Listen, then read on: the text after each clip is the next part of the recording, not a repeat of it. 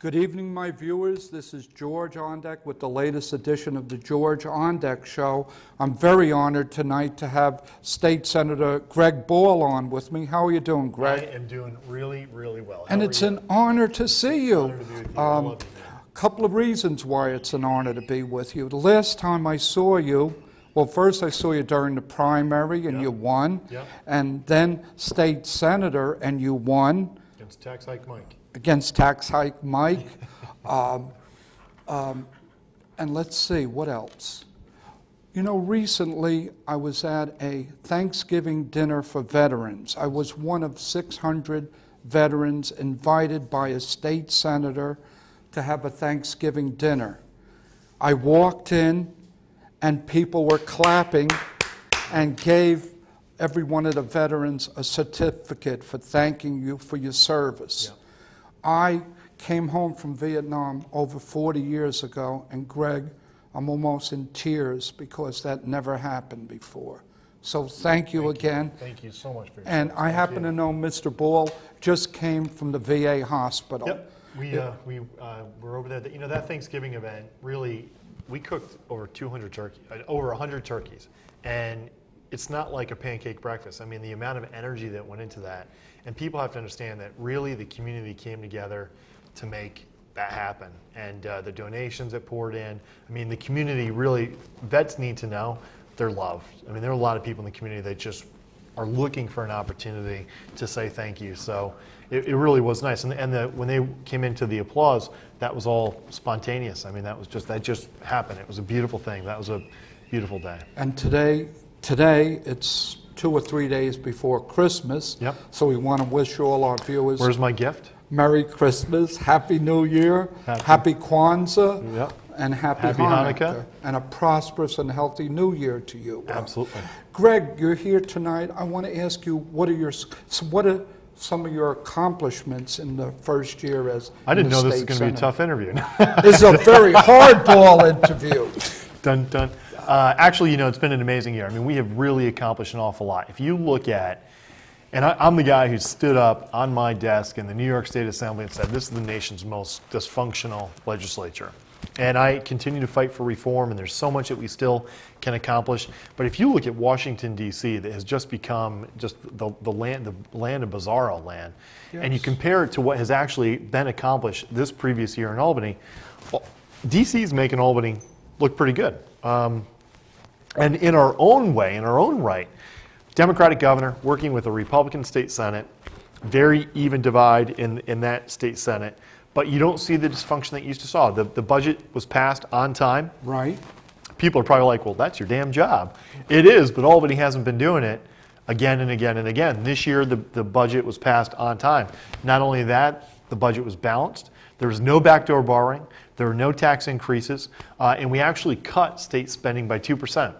You would have thought that impossible to happen in Albany at any other time. The property tax cap, which, look, there's some tweaks that need to be made in that property tax cap, but I've been fighting for that now for 5 years.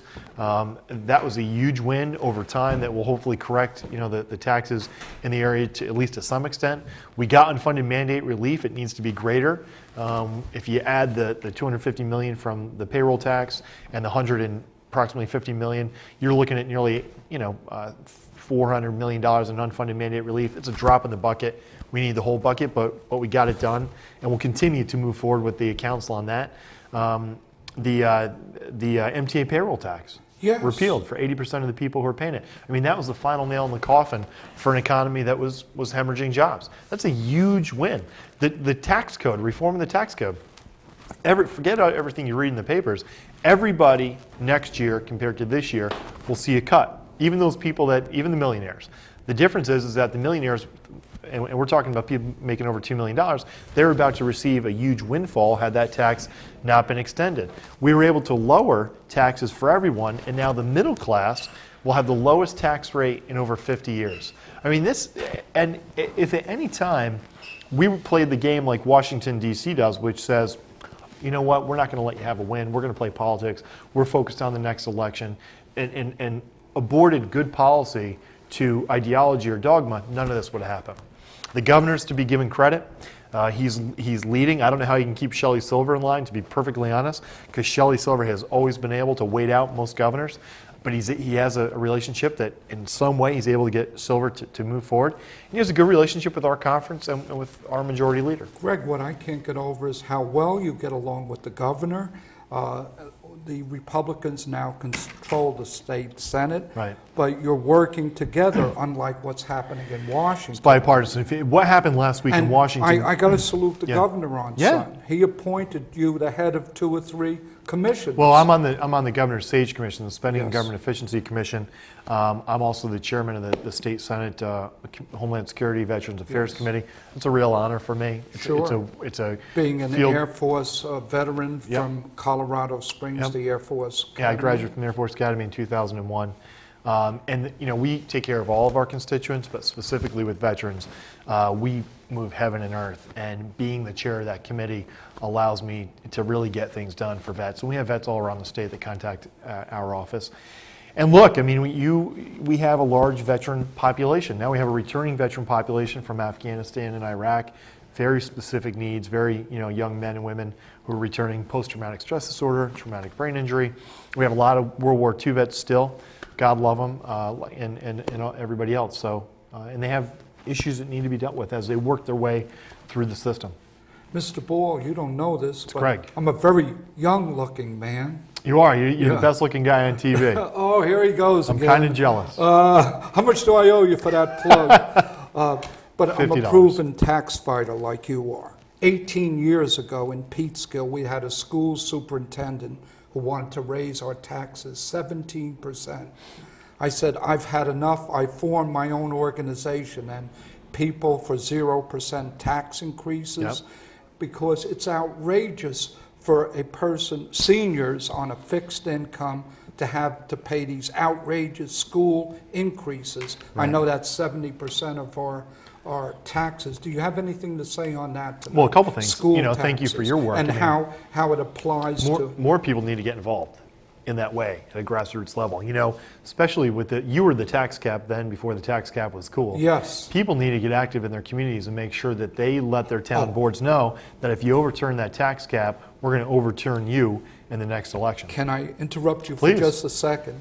I've reinstituted my organization, and it's now people for lower taxes. That's why I salute you, the state senate, Yeah. the governor for trying to lower people's taxes. People, the average working family in New York State now is going to receive $500 to $750 in tax relief.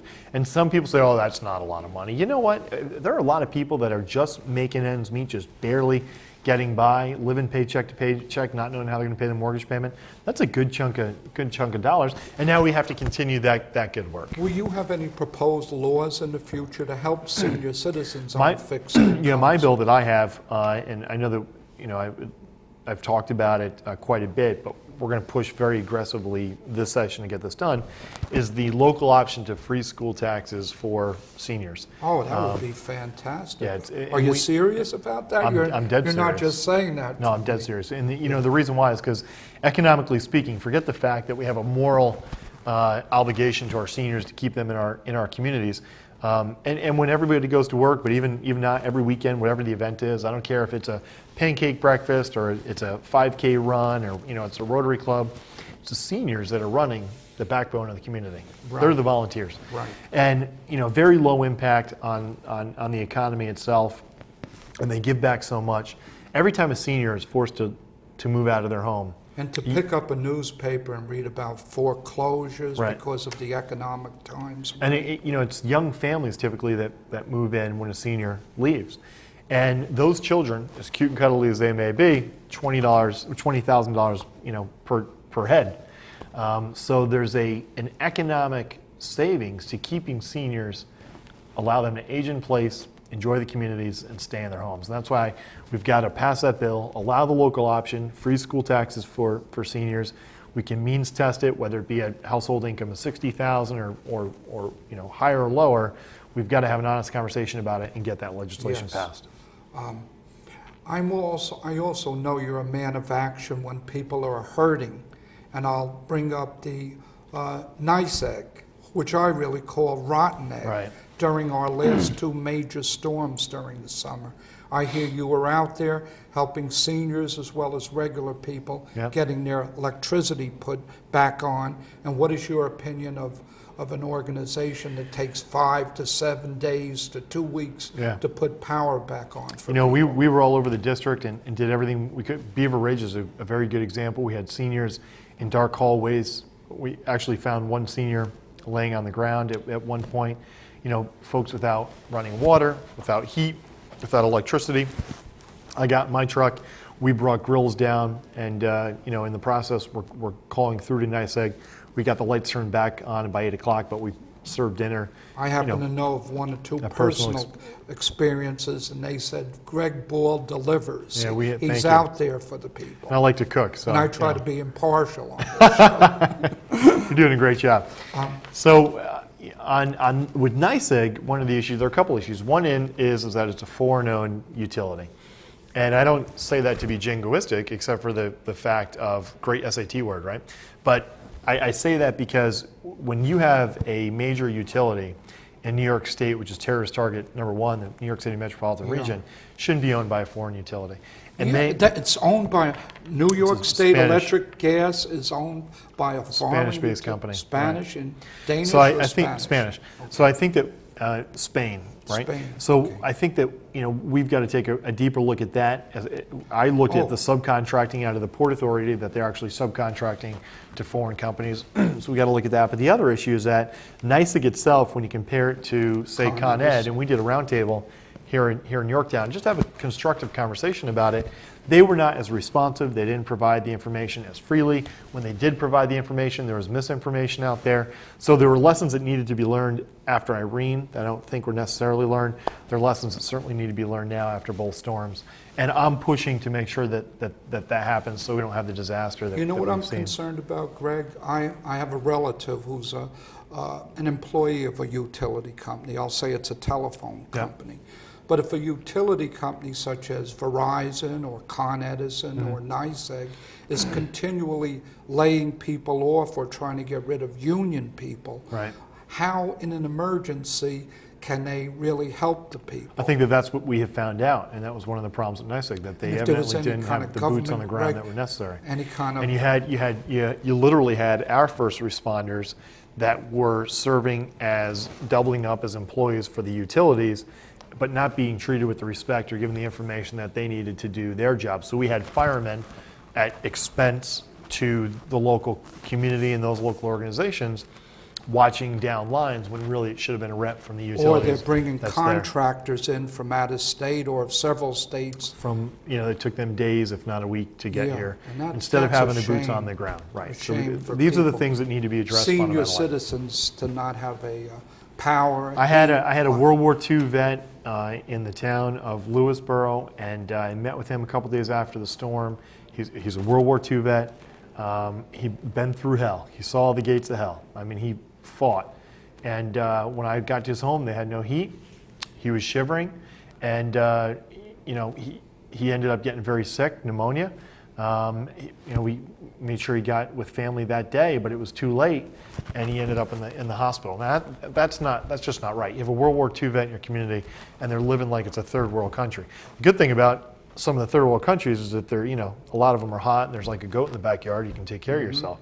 This, I mean, when it's 15 degrees or 30 degrees, Yeah. and we're without heat, and people having their pipes busting, the food continuously that's contaminated, it's And just. the trees have been so weakened by these two other storms. I'm a little worried and concerned now as the winter storms come in, we'll have a recurrence of these power And outages. the other thing that was brought up during the hearing was the fact of actually putting these lines under the ground. Now, the expense has been suggested is just astronomical, but I think some of this has got to be considered through phasing to get the lines under the ground. And I also know you've had a lot to do with reducing the taxes that the MTA put on payroll taxes, but I'm going to ask you something tonight. The MTA funded Yankee Stadium's train station to the tune of $1 billion. And they've put a tax on the motorists of 12 counties surrounding New York City.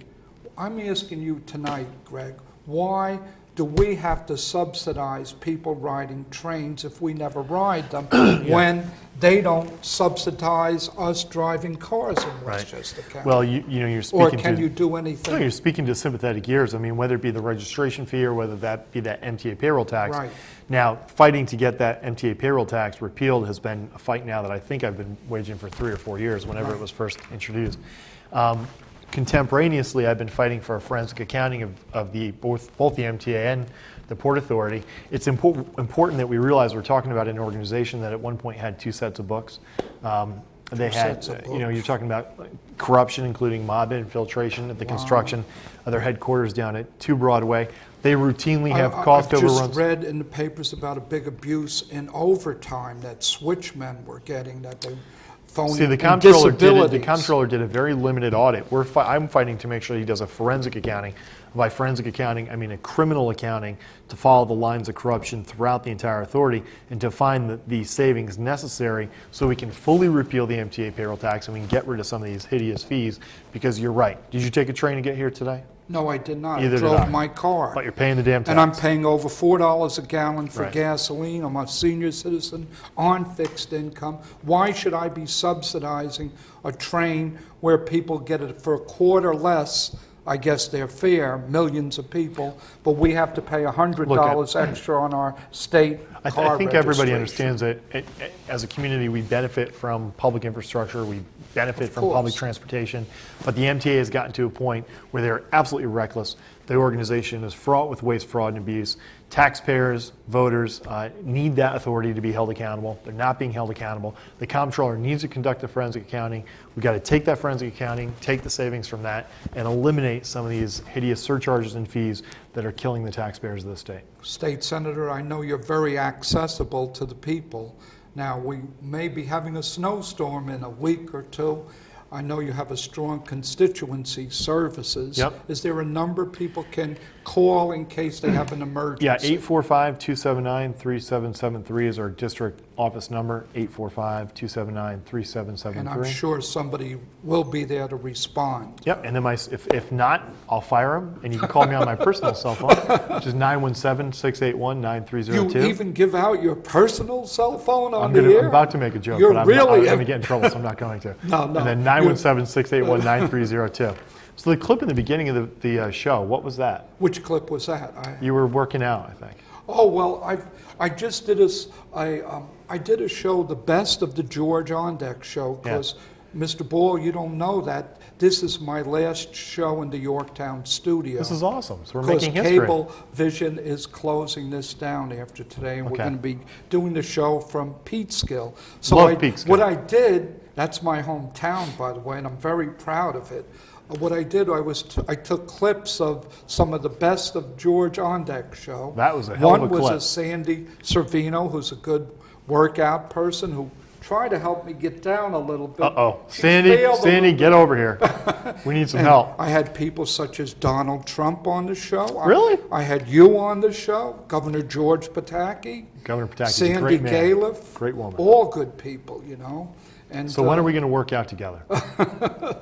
let's see, we could walk around the JV Mall a couple of miles. Would that be a good start? That is not a workout. Because I hear you're very fit. Will you give me? I'm pretty wait fit. a second. You were in the service. I'm Would you getting give me better. 50 tonight? If you want to do Up it, on the I'll give you table 50 here? Right here. And not with put- your put- shorts on tonight, okay? Hey, George, don't let people know our secrets. Oh, okay, we'll keep that under the table. It's gonna be on a blog somewhere. Here. We do have fun on the show. More than you know. And I've had cats and dogs adopted on my TV show. Really? So it does get results. I know you like coming back. I give you single-handed credit for getting me elected the last go around. Now you're just teasing me. I know, serious. I know. It was I a- try to help my little bit, and Thank you I very give much. everybody an equal opportunity to be on my show. I asked your opponent last time, and for some reason he didn't seem to respond to that. Really? I guess that's why he lost the election, but I won't See say what I'm that. saying? Thank you very And much. very recent in the Yorktown election, I had Mr. Grace on, who was Newtown a winner. supervisor? Someone else wasn't able to make the show, and he Right. only won by 100 or 200 See, votes. so this is a good luck you show. could be right, but I don't know. I won't put that feather in my cap. It looks like But you've been thinking it about is it a lot. shown in 40 different cities throughout Westchester. Got to We'll get play back. this one again and again and again and again. Well, I'll see. Okay. No, it shouldn't be a problem. Is there anything else you would like to talk about tonight before we Just run say out hi, of time? hi, Mom. I love you.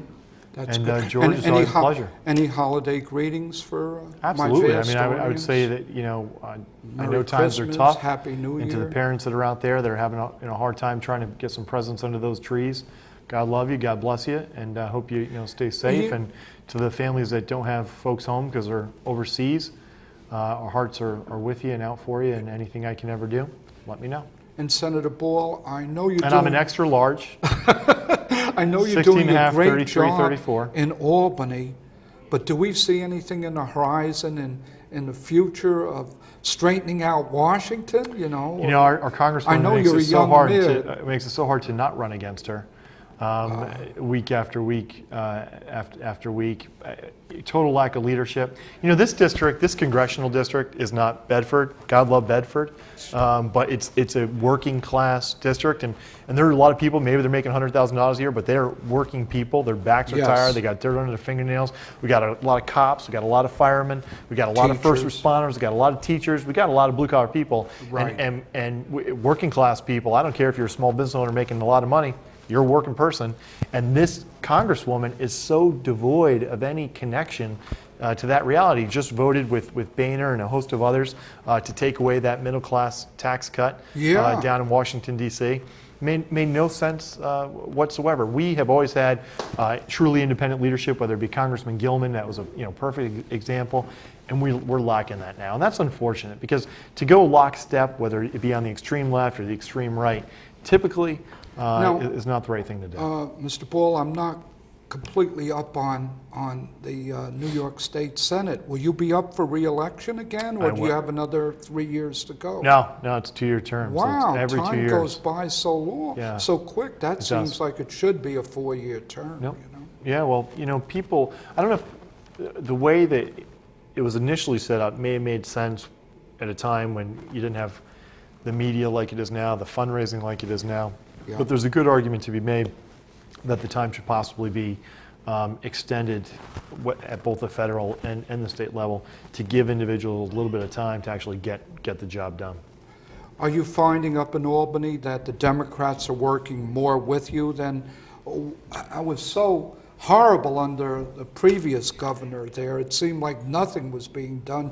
Budgets weren't Yeah, being we're, passed. as the chair of the Senate Veterans Affairs and Homeland Security Committee, we have a lot of great bills and bipartisan And aren't you legislation. on the budget committee as well? Well, you sit on various budget Yeah. committees during the budget process, but then on hydrofracking, working across the aisle on that issue, that's hydraulic fracturing and looking to come to New York State in a big way. There are a lot of I don't environmental. know much about that. Are you for hydrofracking, or are you against Hydraulic it? fracturing is a process where they go into the Earth's surface, they place a well of like 3, 4, 5,000 feet beneath the Earth's surface. Yeah. They send an industrial waste into the Earth's surface, leaving 80% of it behind.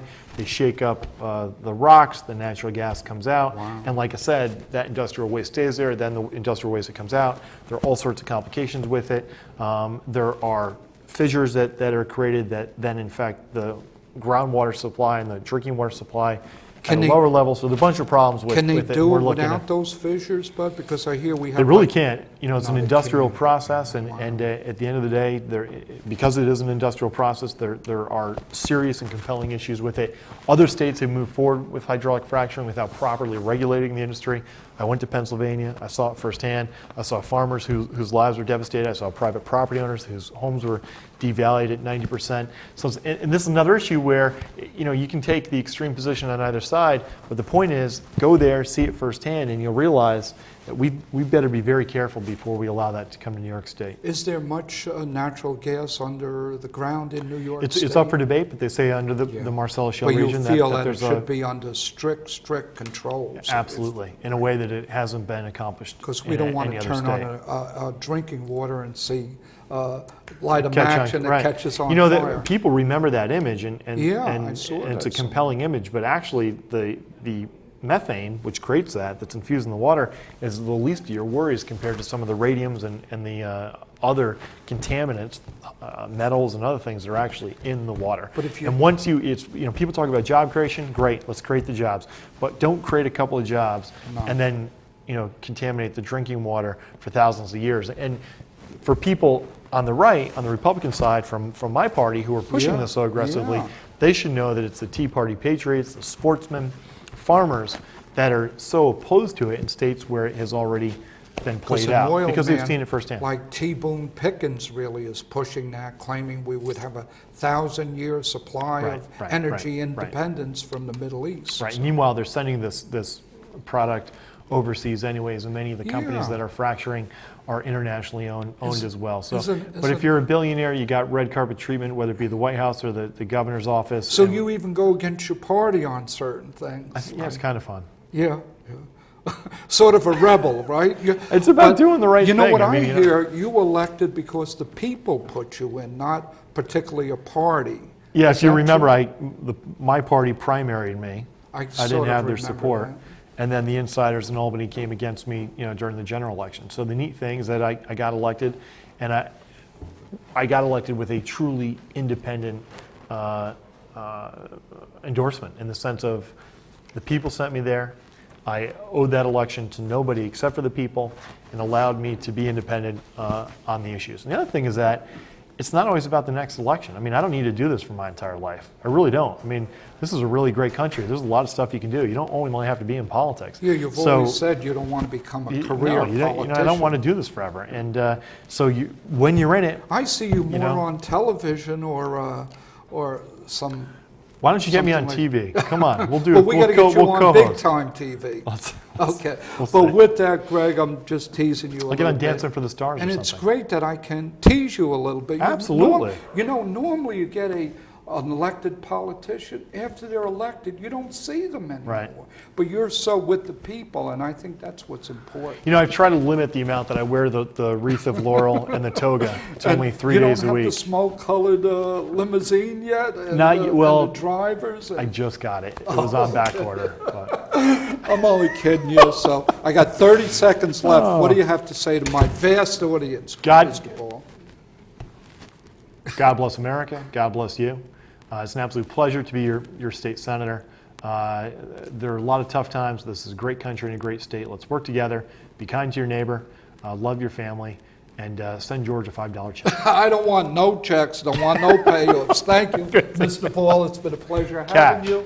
And I'll see you again next week, my viewing audience from Peekskill, New York. Go Peekskill. Peekskill Brewery. Right. Go there one time. Oh, Peekskill. It's a good restaurant, but we don't want to give any plugs here, Greg. No, I didn't say that. I know. Thank you. Have a merry once again. Yeah, thank you so much. Thanks again. God bless. Thank you.